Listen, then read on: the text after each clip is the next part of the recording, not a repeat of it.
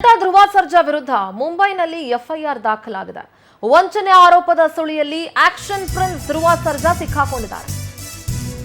ಮುಂಬೈನಲ್ಲಿ ಎಫ್ಐಆರ್ ದಾಖಲಾಗಿದೆ. ನಟ ಧ್ರುವ ಸರ್ಜಾ ವಿರುದ್ಧ ವಂಚನೆಯ ಆರೋಪದ ಸುಳಿಯಲ್ಲಿ ಆಕ್ಷನ್ ಪ್ರಿನ್ಸ್.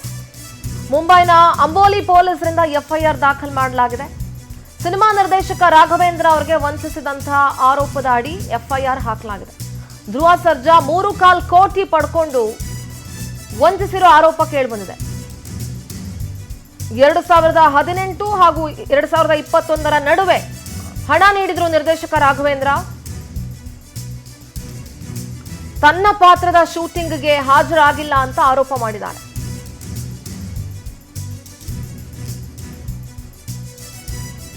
ಮುಂಬೈನ ಅಂಬೋಲಿ ಪೊಲೀಸರು ಎಫ್ಐಆರ್ ಹಾಕಿದ್ದಾರೆ ಧ್ರುವ ಸರ್ಜಾ ಮೇಲೆ. 3.25 ಕೋಟಿ ರೂಪಾಯಿಯನ್ನ ಪಡ್ಕೊಂಡು ವಂಚಿಸಿರೋ ಆರೋಪ ಕೇಳಿಬಂದಿದೆ.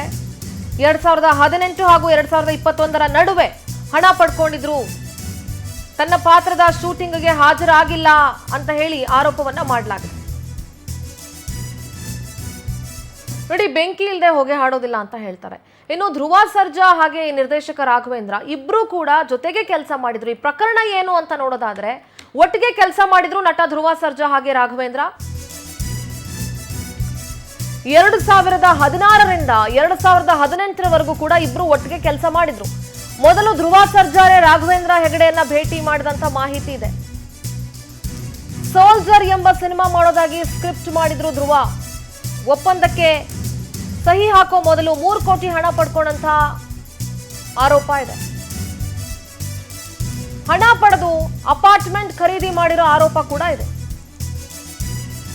ಹಣ ಪಡೆದ ಮೇಲೆ ಸಿನಿಮಾ ಮಾಡ್ಕೊಡೋ ಭರವಸೆ ಕೊಟ್ಟಿದ್ರು, ಆದ್ರೆ ತಮ್ಮ ಪಾತ್ರದ ಶೂಟಿಂಗ್ ಮಾಡಿಕೊಟ್ಟಿಲ್ಲ.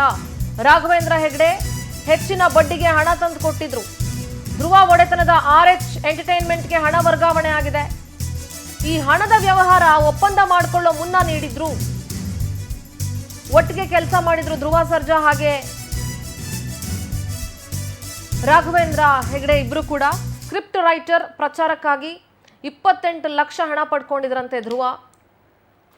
ನೋಡಿ, ಈ ಪ್ರಕರಣ ಏನು ಅಂತ ಬಹಳ ಸಿಂಪಲ್ ಆಗಿ ಹೇಳ್ಬಿಡ್ತೀನಿ. 2016 ಇಂದ 2018 ವರೆಗೂ ಕೂಡ ರಾಘವೇಂದ್ರ ಹೆಗಡೆ ಹಾಗೆ ಧ್ರುವ ಸರ್ಜಾ ಇಬ್ರು ಒಟ್ಟಿಗೆನೆ ಕೆಲಸವನ್ನ ಮಾಡಿರ್ತಾರೆ. ನಂತರ ಮೊದಲು ಧ್ರುವ ಸರ್ಜಾ ಅವರೇ ರಾಘವೇಂದ್ರ ಹೆಗಡೆಯನ್ನ ಭೇಟಿ ಮಾಡ್ತಾರೆ. ಸೋಲ್ಜರ್ ಅನ್ನುವಂಥ ಒಂದು ಸಿನಿಮಾ ಮಾಡೋದಕ್ಕಾಗಿ ಸ್ಕ್ರಿಪ್ಟ್ ಕೂಡ ಮಾಡ್ಕೊಂಡಿರ್ತಾರೆ. ಹಣ ಪಡ್ಕೊಂಡು ಅಪಾರ್ಟ್ಮೆಂಟ್ ಅನ್ನ ಖರೀದಿ ಮಾಡಿರೋ ಆರೋಪ ಕೂಡ ಕೇಳಿ ಬಂದಿದೆ. ಹಣ ಪಡೆದು ಅಪಾರ್ಟ್ಮೆಂಟ್ ಖರೀದಿ ಮಾಡಿದ್ದಾರೆ. ಹಣ ಪಡ್ಕೊಂಡ್ಮೇಲೆ ಸಿನಿಮಾ ಮಾಡಿಕೊಡುವಂತಹ ಭರವಸೆ ಕೂಡ ಧ್ರುವ ಸರ್ಜಾ ಕೊಟ್ಟಿರ್ತಾರೆ. ಆದರೆ ಯಾವುದೇ ರೀತಿಯಾಗ್ಲೂ ತಮ್ಮ ಪಾತ್ರದ ಶೂಟಿಂಗ್ ಅನ್ನ ಮಾಡಿಲ್ಲ. ಧ್ರುವ ಸರ್ಜಾ ಒಡೆತನದ RH ಎಂಟರ್ಟೈನ್ಮೆಂಟ್ಗೆ ಹಣ ವರ್ಗಾವಣೆ ಆಗಿದೆ. ಮೋಸ ಮಾಡಿದ್ದಾರೆ ಅಂತ ಹೇಳಿ ಮುಂಬೈನ ಅಂಬೋಲಿ ಅನ್ನುವಲ್ಲಿ ಧ್ರುವ ಸರ್ಜಾ ವಿರುದ್ಧ ಎಫ್ಐಆರ್ ದಾಖಲಾಗಿದೆ.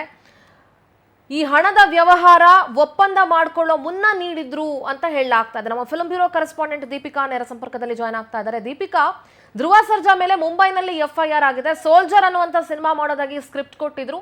ಧ್ರುವ ಸರ್ಜಾ ಒಡೆತನದ RH ಎಂಟರ್ಟೈನ್ಮೆಂಟ್ಸ್ ಹೆಸರಿಗೆ ಹಣ ವರ್ಗಾವಣೆ ಆಗಿದೆ. 3.15 ಕೋಟಿ ತಗೊಂಡು ಮೋಸ ಮಾಡಿದ್ದಾರೆ ಅಂತ ಹೇಳಿ ಸದ್ಯ ಈ ಪ್ರಕರಣದ ಅಪ್ಡೇಟ್ಸ್ ಏನೆಲ್ಲ ಸಿಗ್ತಾ ಇದೆ ದೀಪಿಕಾ?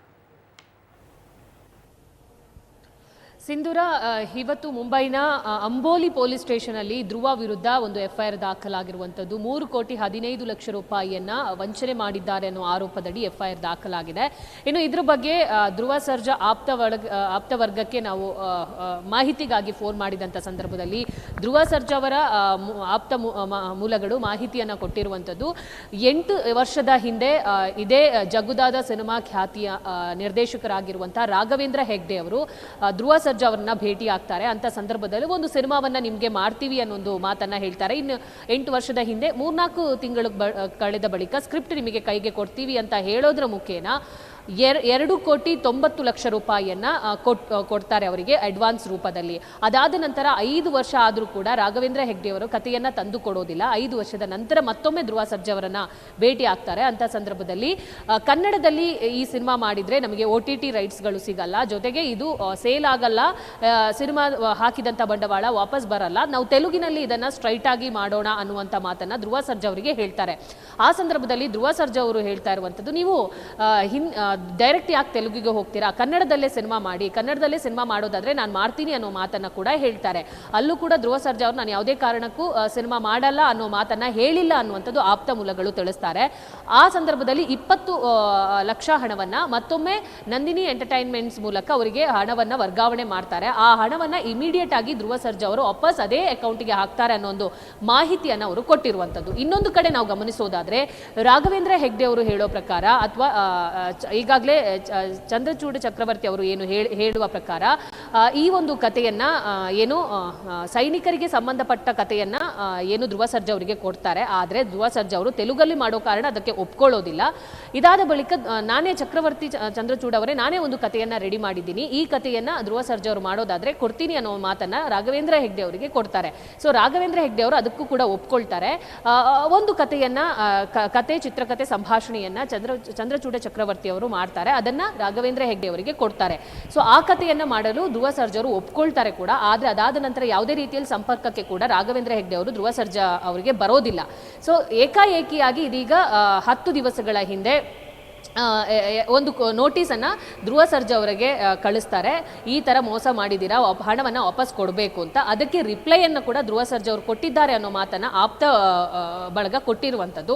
ಆದರೆ ರಾಘವೇಂದ್ರ ಹೆಗ್ಡೆ ಅವರು ಇಲ್ಲಿ ತನಕ ನಮ್ಮ ಒಂದು ದೂರವಾಣಿ ಸಂಪರ್ಕಕ್ಕೆ ಸಿಕ್ಕಿಲ್ಲ. ಅವರನ್ನು ಒಂದು ಸಂಪರ್ಕಿಸುವಂಥ ಪ್ರಯತ್ನವನ್ನು ಕೂಡ ಮಾಡಿದ್ದೀವಿ. ಈಗಾಗಲೇ FIR ಕಾಪಿಯನ್ನು ಪವರ್ ಟಿವಿಗೆ ಲಭ್ಯವಾಗಿದೆ. ಸೊ FIR ಆಗಿರುವಂಥದ್ದು ಪಕ್ಕಾ ಆಗಿದೆ. ಆದರೆ 3,15,00,000 ಯಾಕೆ ಮಾಡಿದ್ದಾರೆ? ಯಾಕಂದರೆ ಕೊಟ್ಟಿರುವಂಥದ್ದು 2,90,00,000, 3,15,00,000 ಅಲ್ಲಿ ಪ್ರಸ್ತಾಪಿಸಿದ್ದಾರೆ. ಇದು ಯಾಕೆ ಅನ್ನುವಂಥದ್ದು ಒಂದು ಪ್ರಶ್ನೆ ಮೂಡುತ್ತೆ. ಸೊ ಇದಕ್ಕೆ ಕ್ಲಾರಿಟಿ ಕೊಡಬೇಕಿದ್ರೆ ರಾಘವೇಂದ್ರ ಹೆಗ್ಡೆ ಅವರೇ ಪವರ್ ಟಿವಿಗೆ ಸಿಗಬೇಕು, ಅವರೇ ಮಾಹಿತಿಯನ್ನ ನೀಡಬೇಕಾಗುತ್ತೆ. ಸಿಂಧೂರ. ಓಕೆ, ಥ್ಯಾಂಕ್ ಯು ದೀಪಿಕಾ ನಿಮ್ಮೆಲ್ಲ ಡೀಟೇಲ್ಸ್ಗಾಗಿ.